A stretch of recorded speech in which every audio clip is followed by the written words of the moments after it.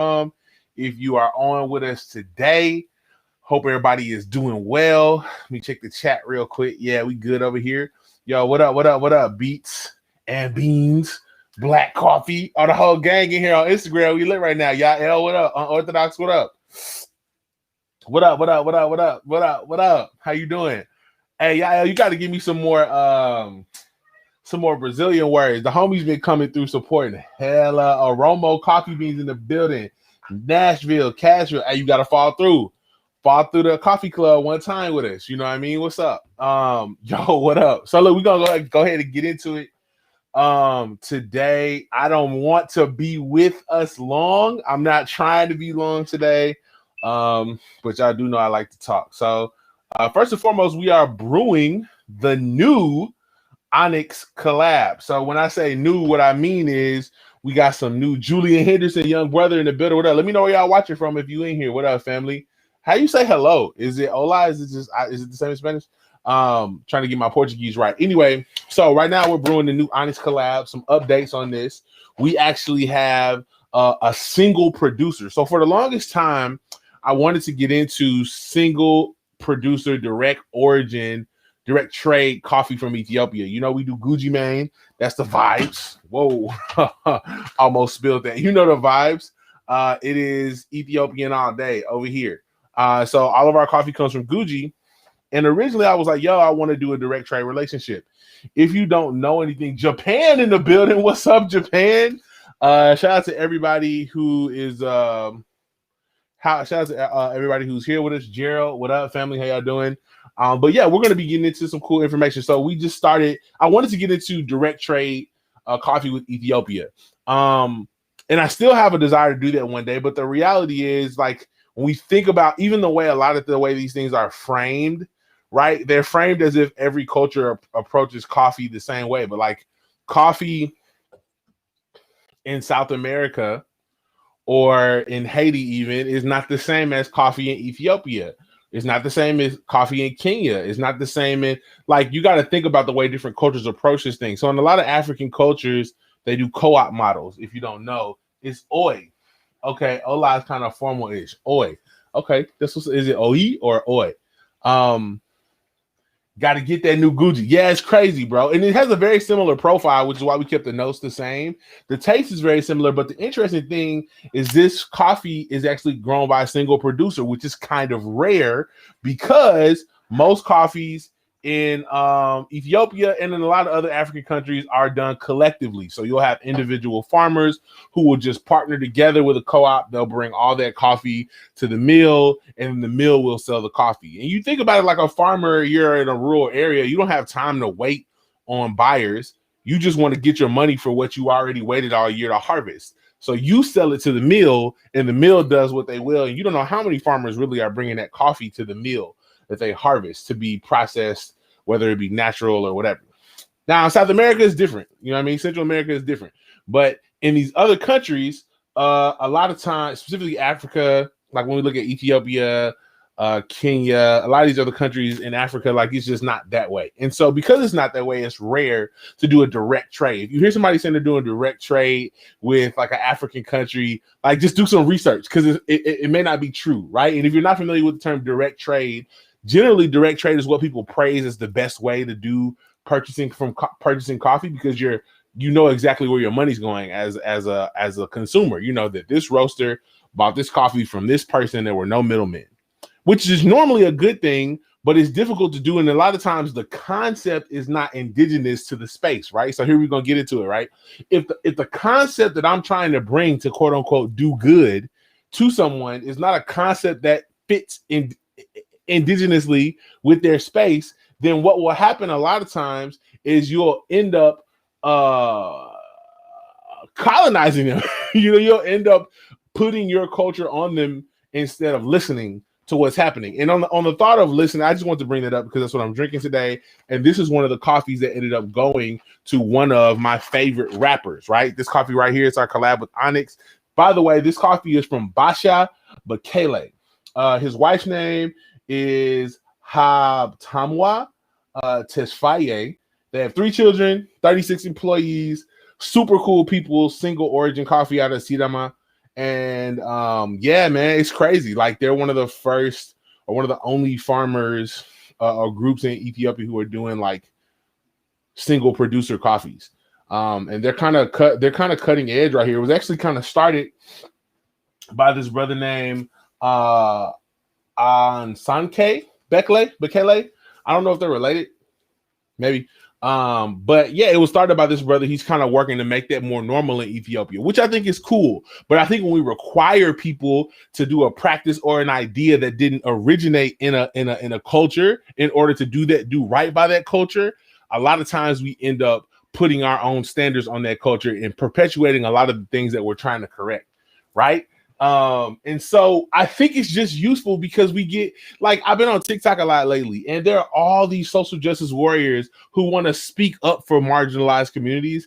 And I think what we really need is less like anti-racist social justice warriors and more listeners, specifically more people who are listening to the leaders from indigenous communities, whether we're talking Black, Latino, Asian, whatever. Like, we need people who are listening and building real relationships with people, right? Not internet relationships, but like real homies. Like, we got a podcast coming out with one of my homies, Jared, white brother, runs the CDC in our neighborhood, Community Development Corporation.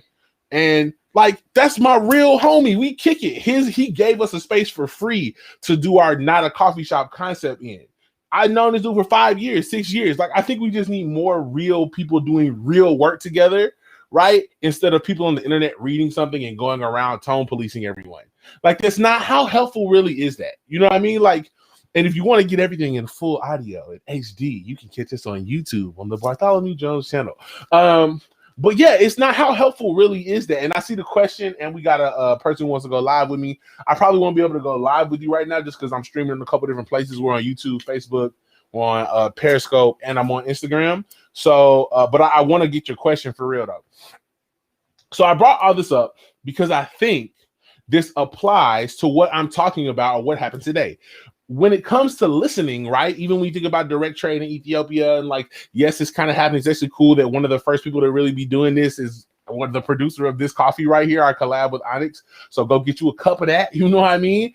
But I think that it's important, even if it's not, before we start telling people how to do justice, that we listen to the people who are already doing leading work in the communities.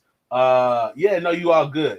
Australia, I want to come, fam. You got to teach me some Australian slang too. Like, I'm trying to get cool with it. You know what I mean? I'm trying to meet all the Aboriginal cousins, you know, from 60,000 years ago when they left the continent, all of that. You know what I mean? Like, I'm trying to go.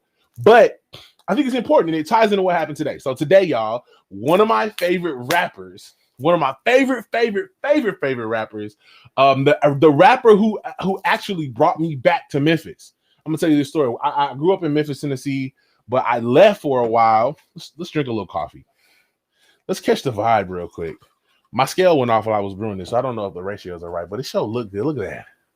Look at that. Yeah. Okay, here we go. Ooh. Listening, right? Listening. When I was in college, started really getting heavy into rap. You know, I rap with my homies growing up, but like I wasn't sure if kind of the social political rapping that I was getting into, the jazz, the soul music, that type of hip hop, you know, I was listening to early Kendrick. Before Kendrick was cool, I was listening to Macklemore and people like Subtract and early Macklemore, before Macklemore was cool, when Macklemore had 3 songs called like White Privilege, like that Macklemore, the dude who was really doing it. You know, listening to like just a lot of, you know, Big Crit, his first couple records, like just listening to people. What's my man's name? It wasn't Shad. Listen to Shad from Canada. Like a lot of really dope, innovative hip hop artists. I was listening to them, and I started they started to influence my music. But I was like, if I go back to Memphis, you know, I grew up in Memphis. We wasn't on that growing up. It was 3 6 Mafia. You know what I mean? It was you know, it was ever since I can remember. I've been popping my collar. It was that. So I was like, I don't know if I'm going to really be able to pursue the art I want to pursue. Maybe I won't move back. Yo, if you're on YouTube, I think you'll be able to hear this. But this song changed everything for me. This song right here. It's by a rapper named Scooby, who's from Memphis, and another brother who's familiar with the Memphis area named Scala. They dropped this joint right here. Maybe you can. Yo, Shad the Man, bro. Yo, this song right here changed everything. Hold up. Run it back. That intro hit so hard. Ooh.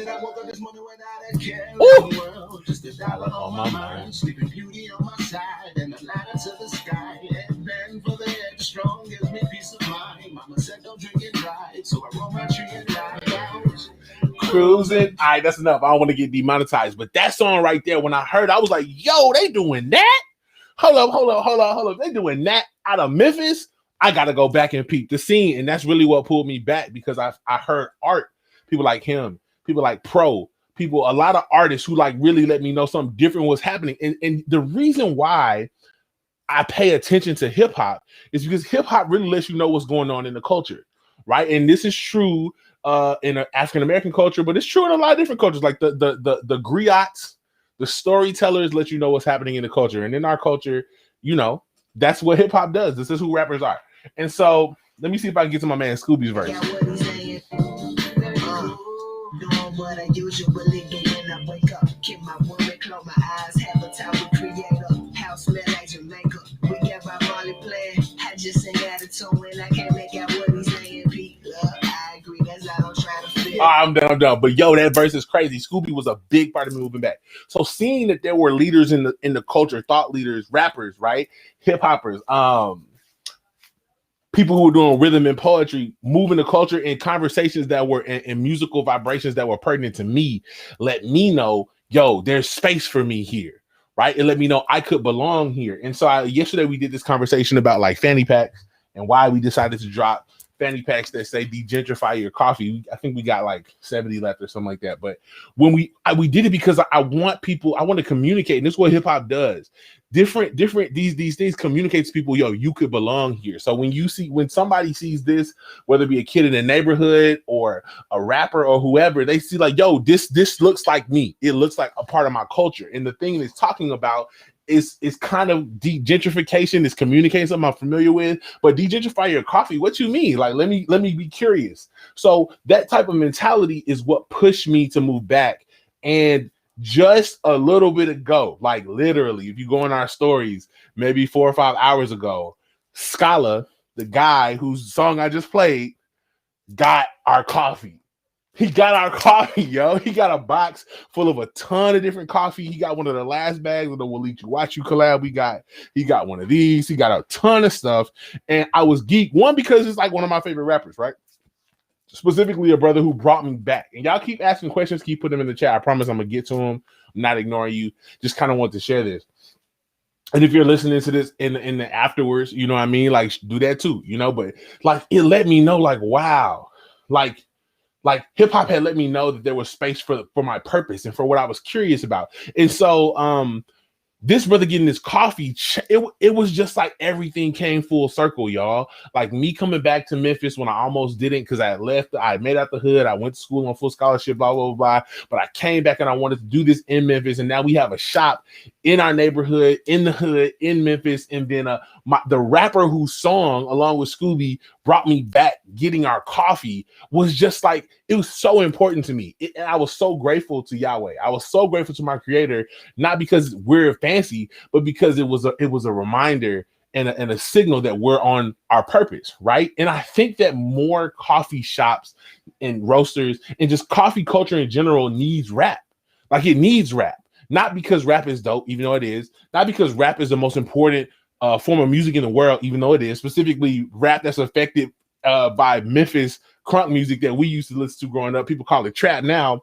But because this is where the leaders live. This is where the culture is signaled. This is like the thermostat, right? Like, and if you're not tapped in with the leaders, if you're not listening to what the culture is saying, how can you bring something to them and expect them to listen to you? If you don't even know the vocabulary, you don't even know the vernacular, you don't even look like you belong there, sound like you belong. You don't even know who to talk to. You feel me? And so in that line of thinking, in that particular line of thinking, it makes sense then to say, wow, whoa, hold up. Before or in the process of us seeking to, our big thing is make coffee black again, right? Like, but as people try to do that, a big part of us doing that is listening to hip hop, is and local hip hop, and not just rappers, right? But preachers and educators and community leaders. And when we think about this whole even direct trade thing, a lot of times it gets pushed as a narrative from the West, and there are lots of examples of this, but we don't listen to say, hey, what would make your coffee experience better by actually going to origin or going to the indigenous people within that space. What up, son? It's my son, Young Freeman. You saying good night?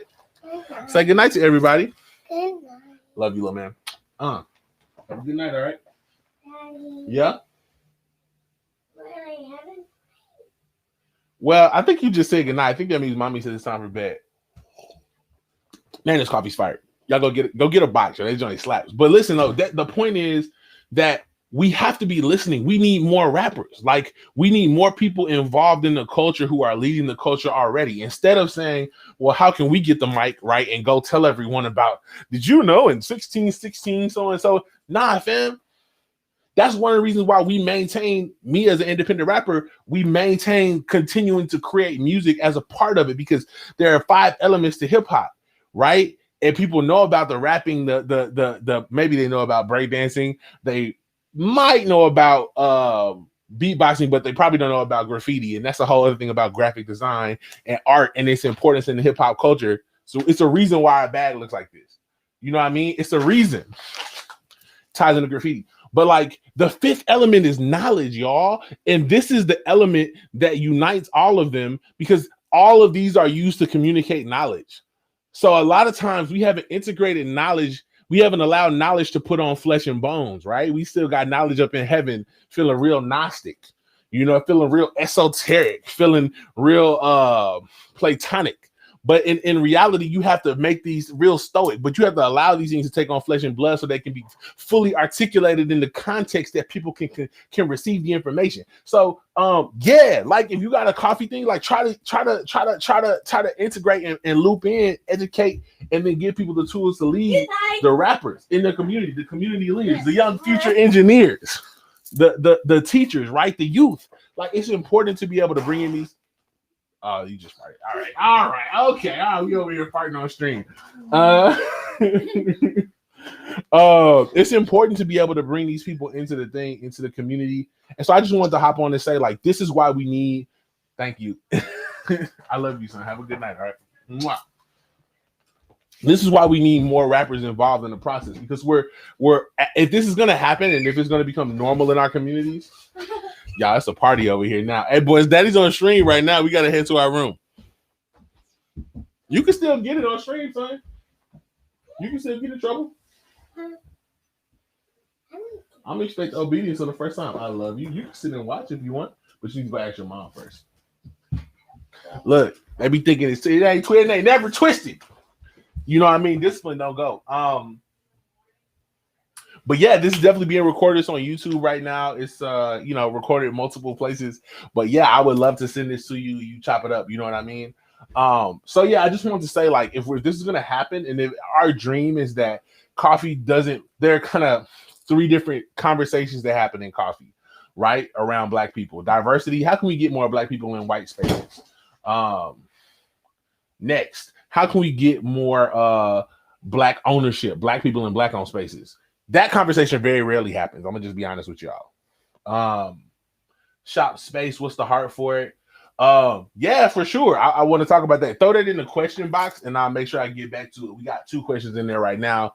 But yeah, so the first step is that the first area or pillar, right, is diversity, Black people in white owned spaces. But the second one is ownership, which is Black people in Black owned spaces. Right. And then the third one is culture. We're not even talking about ownership no more. We're talking about, how does this live in people's dining rooms? How does this live in cookouts? How does this live in the church? How does it live in the barbershop?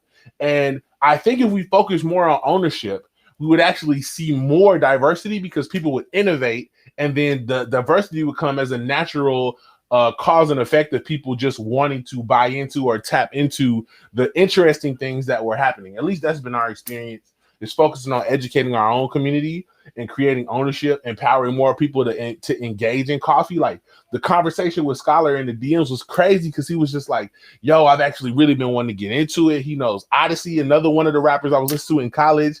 And Odyssey is obviously from Ethiopia. And he's now doing a coffee collab with another roaster. I can't remember. If anybody knows, let me know in the chat what roaster is Odyssey collab with. I think it's Sight C, maybe. And he also told me about the brother who did this coffee, a Toddy coffee, which is coffee from Togo. And this brother was one of the founders of the go-go scene in DC. This brother's name slips me too, but y'all check out his coffee. That's a whole different conversation about West African coffee. Me and my man Steven been having it. Good evening, bro. What's up, family? But I think it's important, right, for us to really look at if we want, our dream is that coffee becomes just as normal in Black communities as people rolling up a spliff, or just as normal as people sitting down and talking about the history of George Washington Carver. People talk about the history of Caldi, right? These things that are a part of the stories that we tell to each other. That is just as normal for people to see a grill technician, somebody on the barbecue killing it, especially in Memphis. That's a big thing, that you would see a excellently skilled barista. Like, that's a dream we have. I don't know if it's possible, but if it's going to happen, it's going to happen not because a bunch of people who aren't from the community come in and pass out pamphlets or do YouTube videos. It's going to happen because the people who already have the ear of the culture communicate the information, the knowledge, that fifth element of hip hop to the culture through the other means that the culture has already learned and don't have to learn to translate, right? Their modalities, they already, in education, we talk about learning styles, right?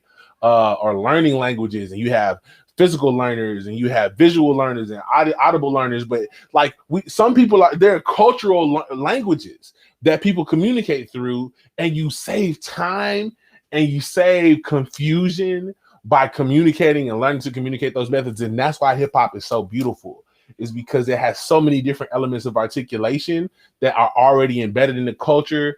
And we could do this thing, I believe, in the next 4 years, 2-3 years, if we really tap into the culture. And that means we got to connect with rappers.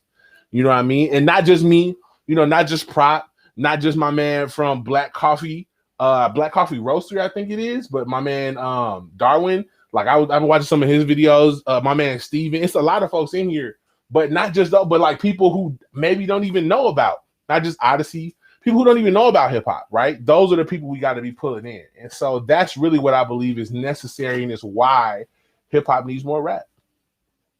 It is what it is. Movement through brewery. That's what I'm saying, bro. That's exactly what I'm saying. Swab Coffee, what up? So that's what I wanted to get on here and share with you all. I hope everybody's doing well. We had a couple questions, so let me see what's up with this questions. What can we do to support the anti-gentrification coffee club from afar? So a couple things. And I'm taking these questions from Instagram. So if you want to ask a question on a different thing, like, let me know. We got somebody on YouTube. What up? Shout out to the YouTube fan. Let me know where you're watching from. Make sure you like this video too. Somebody said, what can we do to support the anti-gentrification coffee club from afar? Yeah, I mean, buy a hoodie, fam. Like, join the club. Like, and I think the thing is that gentrification looks different in every community. And so what we're doing is we're kind of considering you club members, right? And we're working on an idea. And my man who's doing the design, who's kind of leading that, is actually in the chat, RJ. So RJ, let me know if we should tell him about the idea we were talking about. But like, we're really thinking about it like a club, like the Black Panthers. Like, we have different chapters. So even if you can't support the anti-gentrification coffee club in North Memphis, you can still support that movement and that concept in your city, right? And think about what starting an anti-gentrification coffee club chapter would look like and where you're from. And that means probably building some real relationships with community leaders. Hartford, Connecticut in the building. What's up? Thank you for joining in. But yeah, buy a hoodie, all the funds are pretty much going to that. Me and my wife don't get paid from Coffee Black. Like, this is just going into the neighborhood. Buy one of these joints, de-gentrify your coffee. These are going really, really well. And like, it's helping me pay for the people who work in the shop, because we don't really make money from this shop. And I built it that way intentionally because I don't want to have to make the decisions that you have to make when you're running a business, when I'm trying to do the justice work I want to do in my community. Like, I want digital sales online to be the primary driver, and we can run Facebook ads or whatever. Carl, what up? Let me know where you watching from. Shout out to, let me turn this down just a little bit. Shout out to the fam on YouTube. But yeah, does that answer your question? Shop Table, let me know. Yeah, buying the products. Honestly, that's you investing. Becoming a monthly subscriber is one of the best ways. The actual coffee club, like you get 2 bags of coffee and a print. We actually just dropped off. Well, I didn't because we just had a baby. So he ain't in there, but we just had a baby. So I'm on quarantine just until the 6 weeks when he can fight off pathogens. But yeah, monthly subscribers are huge, yo. Like they pretty much allow me to pay employees because we don't have investors. You know, you guys are investors. Everyone who buys a bag of coffee, everyone who buys a cup, everybody who goes and buys a 1616 collab with Onyx, like y'all are investors buying this, like everything. Like you can buy this hat, like that. Let me see that. Yeah, that right there. You can buy pretty much all those things, and that supports the work. So yeah. And they thought it ended with MLK death, but it didn't, bro. It did not. RJ, what up? Let me make sure I'm getting your questions. Yeah, we got to do so yeah, what we want to do is we want to do club cards. So for everybody who buys a hoodie, you become an official card carrying member of the AGCC. And we post you on our page. And the idea is to start pooling information from different neighborhoods, different cultures. So one of our first posts was from a Latina woman from the Bay Area, and she talked about what it looks like, and specifically tying it to music and saying what kind of music could be played in the space, what kind of artists could we invite to perform who would bring culture and take the information and actually put it back into the community, right? Back into the new businesses and to the youth. And so it was amazing to see her recommend, like one of the artists that I really dug that she recommended was called Las Racas. I think I'm saying that right. Let me take a question from YouTube. I don't want to ignore y'all. My brother CNO said I work as a teacher's aide for the YMCA while I'm working on music. I feel you because I was a teacher and working on music. I know about those different learning languages. That's exactly it, bro. Yo, the quality looks lit. We looking good on YouTube, y'all. We leveling up this year. Like everything that you all are doing is going straight back into the business. I'm looking into the hoodie now. Yes, we gonna get it, bro. Rabbit Hole Roasters, what up? What up? Let me take the next question. Okay. Wave. Okay, here we go. Another question. What temperature did I brew at? So I brewed at like 190 actually. And generally I would say brew, if you're doing this particular coffee, brew it at like 202. But I went for a cooler brew today. It was fire. It was fire. Let me see. Yeah, and then somebody asked a question like, what is our goal with the AGCC? I think I missed it in the comments. I want to make sure I didn't miss any questions over here. But yeah, that the reason for us doing it is essentially we want to see coffee is seen as one of the signalers for gentrification, which is ironic because coffee is one of the first things that was gentrified, right? In the search for people who are looking to steal spices, right, from the Middle East, from the East, and from Africa. They stole coffee as well, and 1616 coffee was stolen. It's just on the back of the bag, you know what I mean? Like in 1616, coffee was stolen by 2 Dutch spies, and so that process of colonialism led to coffee growing to be a $200 billion industry, and that $200 billion industry is owned by less than 1% of that being going to people of color, Black people specifically. Like, so it's an issue, man. It's an issue because a Black discovery is being sold around the world, right? And has been put in communities all around the world without those communities and the originators really profiting or taking ownership. I mean, when you look at the Oromo people, who are the ethnic group who discovered coffee, like you would think that someone who made a $200 billion discovery would be at least able to pay bills, right? At least financially well off. But the Oromo are one of the most oppressed ethnic groups in Ethiopia right now. How does that happen? How do you discover the world's most traded good after oil? It's the second most traded good in the world, and yet you're currently under an oppressed regime. It's because the thing you discovered was stolen, right, and pushed around the world without you being able to benefit from your intellectual property, right?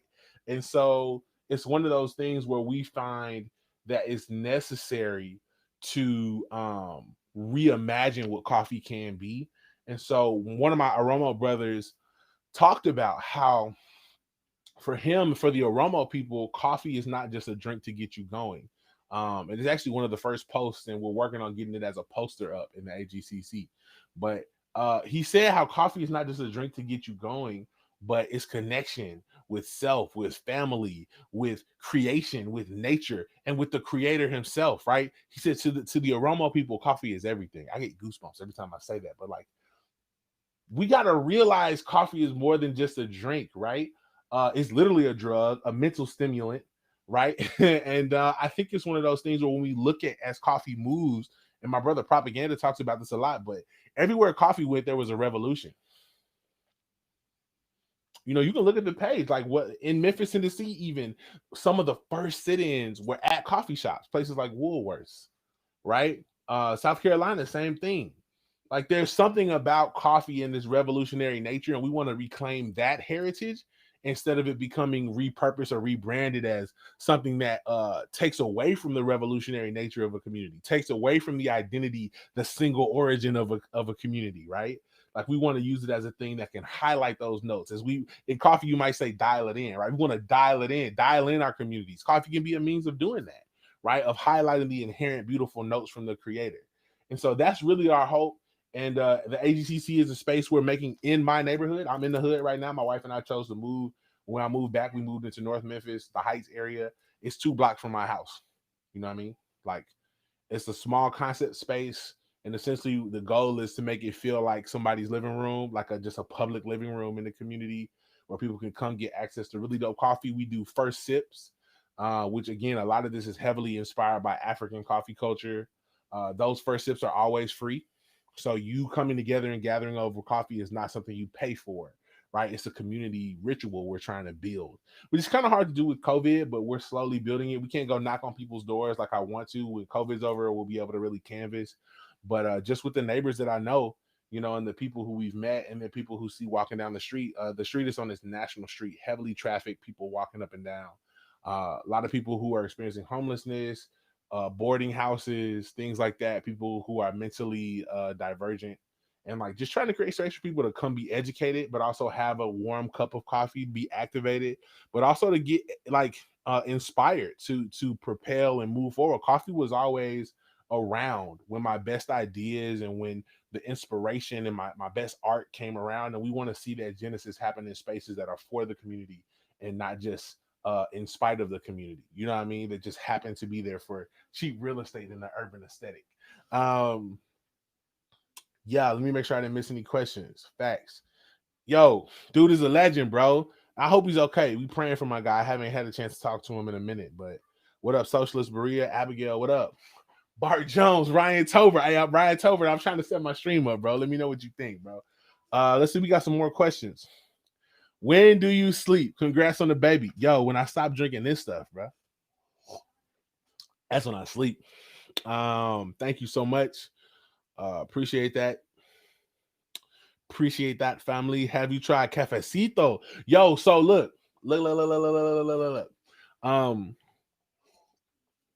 Cafecito is something I've been really hoping to get into. Right, my homie DC Heck, my Dominican plug. What up, the goat? KC, what up? KP, what up? I'm sorry. I got that necklace for my wife and she loves it. Y'all go check out KP's art. But like we want to be able to have art from the community in the space. We want to be able to have leaders and community conversations in the space. We want to have churches be able to meet and come together in the space, right? We want like all of the rappers to be able to come and do their first show. You know, man, I had my first show at the AGCC. Like I had my first show at the Coffee Club. Like it's crazy. But yeah, that's what we want to do. So yeah, no, but I haven't. I think so I was gonna say the neighborhood we're in Memphis is actually the most diverse zip code in the city. So my neighbor is Afro Latino, from Mexico, actually from I think Garacha. So his like grandfather was black, bread darker than me. You know what I mean?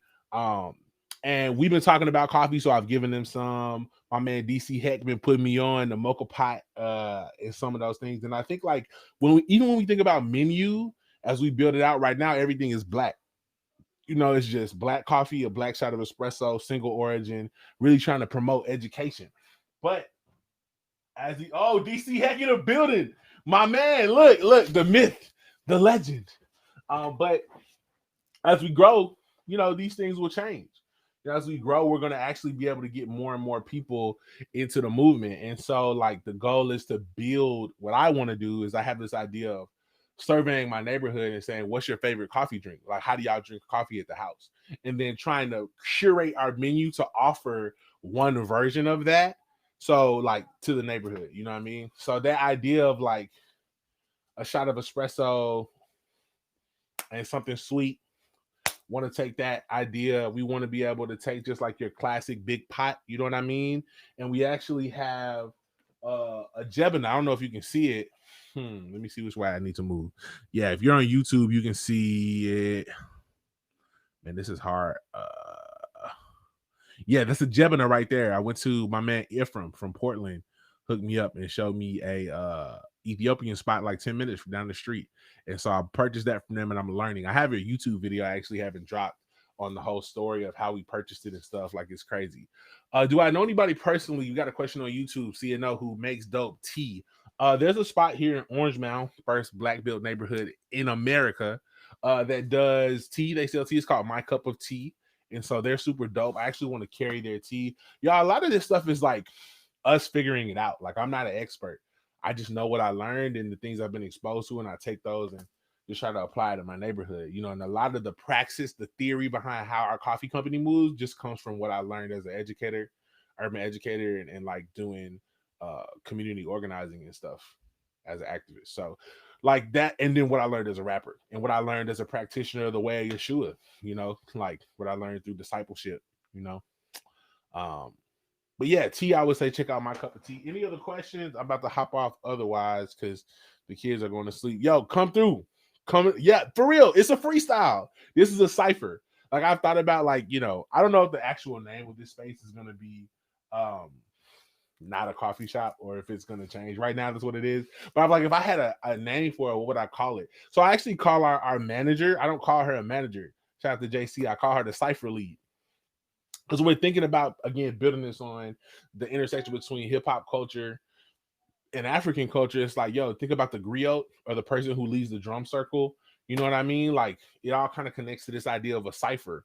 And put a 1 in the chat if you know about ciphers. But like, the goal is to have people together on this joint. You know what I mean? People who can facilitate the collaborative process in critical pedagogy, which is like the theory that leads me as a teacher that kind of led my curiosity. It's called a co-generative dialogue or a cogent, but we want to be building knowledge together. And you have a facilitator who may be responsible for the end result or for facilitating it. But like, we're doing this together. Like I say, when we think about coffee, yeah, Ethiopia kicked off the beat.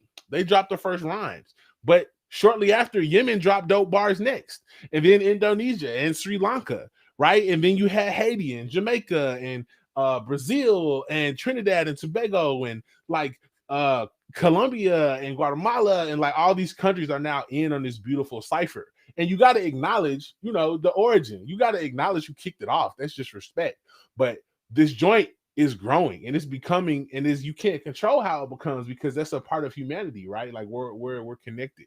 And so I think that's one of those things. What up, my man Mike Wellington? What up, bro? Big Mike. Hey, shout out to this dude. He shot my wedding video. That's the homie. We grew up in Feronia Square next to Pepper Tree together. Crazy times. You remember that time they found that girl dead in the back of that truck? It's crazy, bro. Like, sometimes the traumatic things that you just see and kind of ignore, growing up in the hood, it's like this wasn't normal. You know what I mean?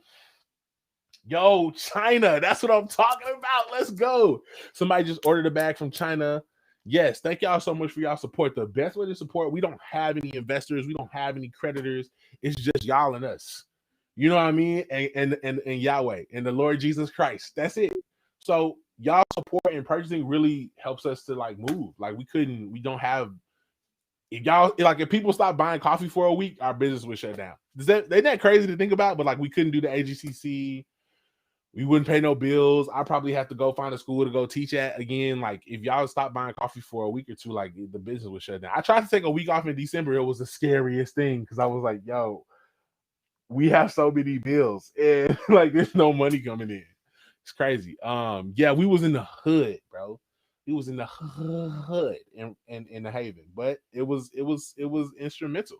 It's crazy to me. We was in there playing Beyblades and Yu-Gi-Oh cards in the middle of the hood, bro. Wild, wild. Somebody said, "Yo, shout out to the UK. Kiss the Hippo in the UK has it. Shout out to Kiss the Hippo. I got some Yemen coffee this week. Yeah, family. Shout out to my man, Mokhtar too. Like my man was one of our first supporters, from Porto Mocha, and just like the what's going on in Yemen right now, man, it's got to change, and we're continuing to pray for it, 100%. Y'all take all my coin with clothes if any. No, I'm for real. Like it's like pass the offer and played around. And I've been thinking about starting a Patreon because some people just want to support monthly, right? And so I think that that's helpful. Right now, I've kind of framed that as like joining a subscription because I feel better. Maybe it's my pride, but at least you getting something for your support. But yo, these shipping charges is crazy. Like subscription money came in a couple weeks ago. Half of it went to shipping. I was like, yo, that was like 40%. Yeah, it's wild. About to go to the website now and caught that Gucci. Appreciate you, family. Yeah, guys just really provided for us. Like we are a new business. I lost my job in December and we had negative $700 in the bank. I started a performing arts school, helped to start that in my dad's old neighborhood. I was basically like the rap teacher. It closed. We didn't have the funding we needed. And we had negative $700. I was like, God, what should I do? He was like, go dive into coffee. I was like, what? Yeah, my man said post the comment on YouTube, the website on YouTube, and let me post that. But yeah, I was like, what? But that's what God wanted me to do. So we walk by faith and not by sight, and I did it. And we went from negative $700 to six figures with no investors in 9 months. It's crazy. Now the wild thing is that six figures. Like I was doing the math. I was like, dang, we still owe people. We still owe money. Like we're still using money. My wife has a job. We're still using her money to invest into it and not paying ourselves. But like to do that with no credit just makes me really excited about this year because we're finally starting to look for investors. And I don't want to give up any equity, but people who are looking to really push us forward and support what we're doing. And I'll always be appreciative of that. But y'all were the first investors.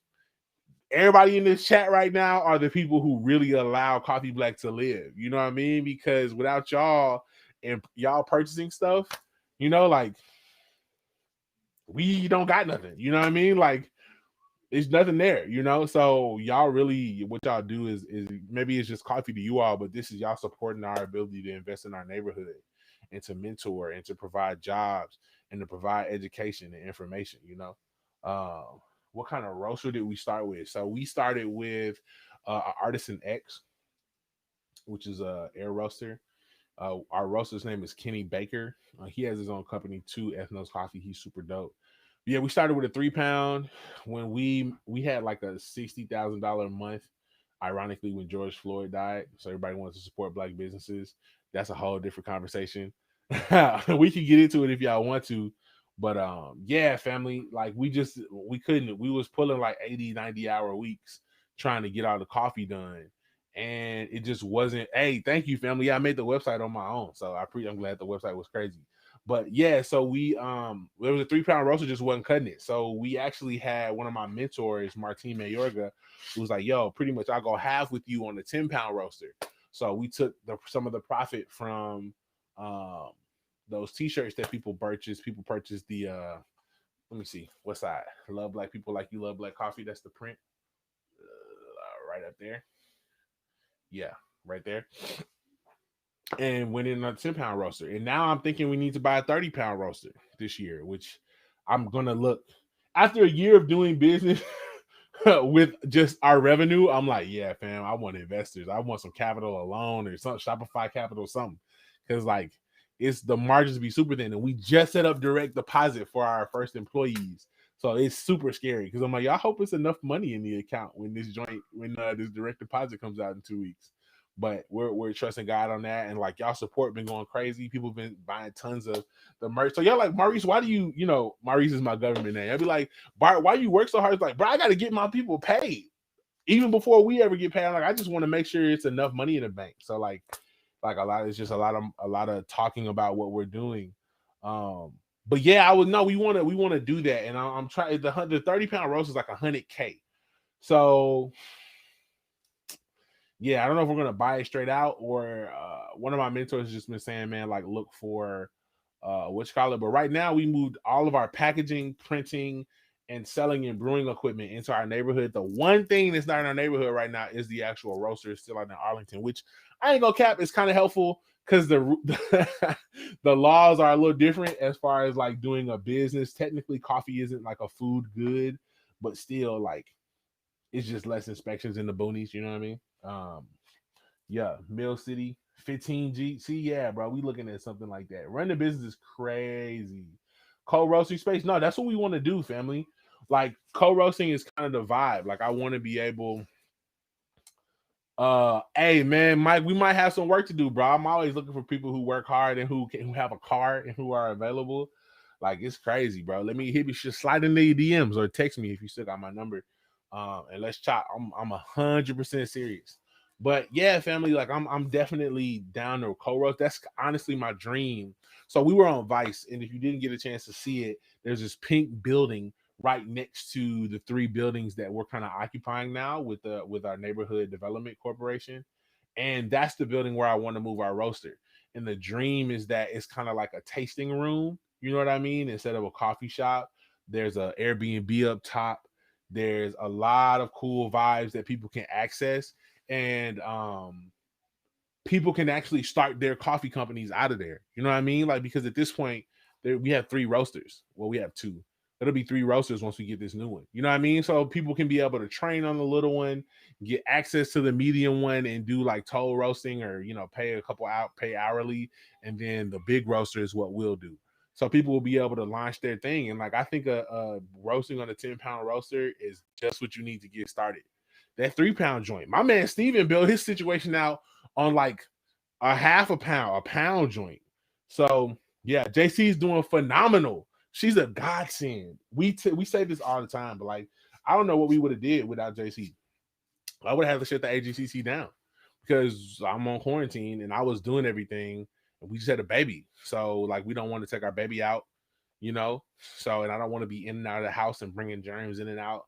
Uh, yeah, JC is phenomenal. She's the perfect person. God knew. Like we after one conversation, we hired her. Like it was just crazy, bro. And Mike, to answer your question, I don't know when you can quit because I haven't paid myself yet, but I definitely know you can just get in where you fit in. Like pretty much what everybody else is doing. They're doing part-time work with us. Yeah, JC's phenomenal. Family, like amazing barista. She came from Starbucks, but she was like, I was the dopest barista at Starbucks, and now she's becoming the dopest barista in our space.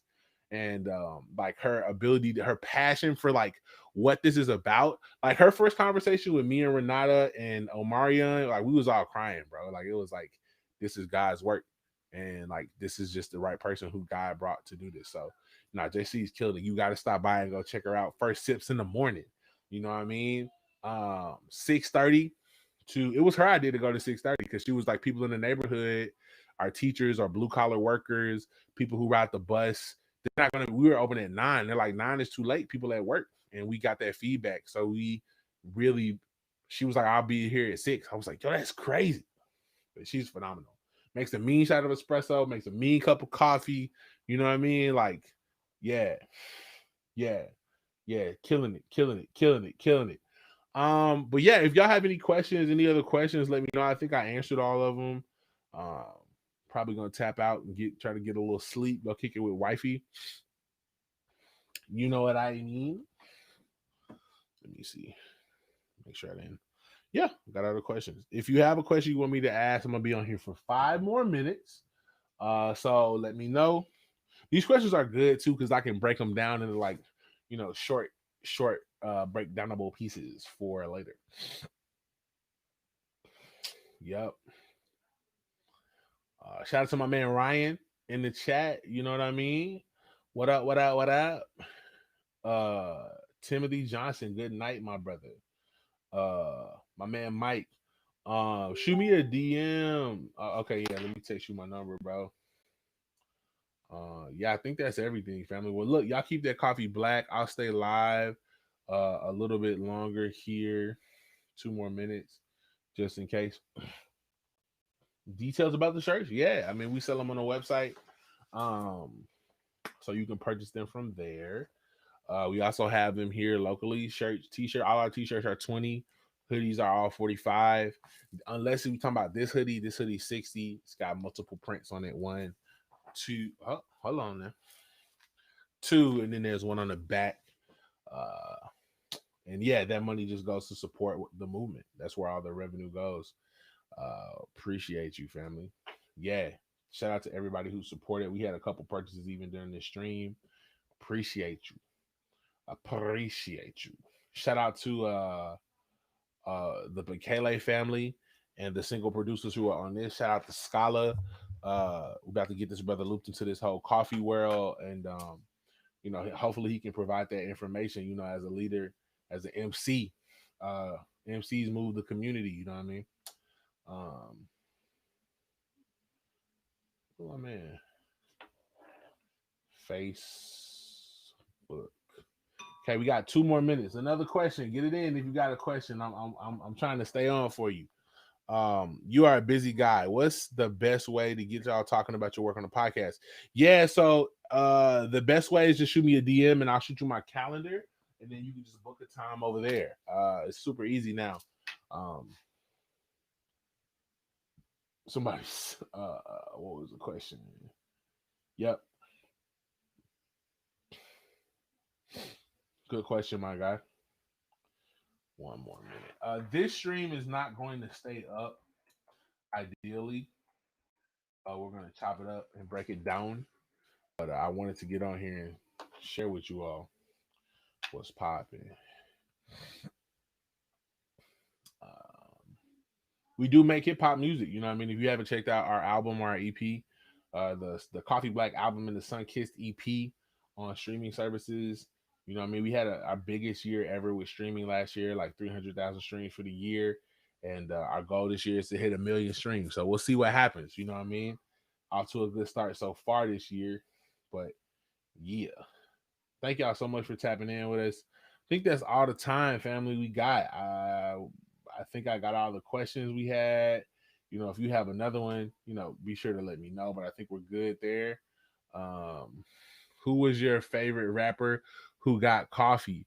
Oh, Scala. So Scala is an artist who did this joint with Scooby, and Scooby was another local underground rapper here in Memphis. And their song that they did called "Play It Cool" brought me back to Memphis. So yeah, I'm working on a couple other rappers I really want to get some coffee to. I really want to get this information in their hands because they'll be able to communicate it to the culture even more.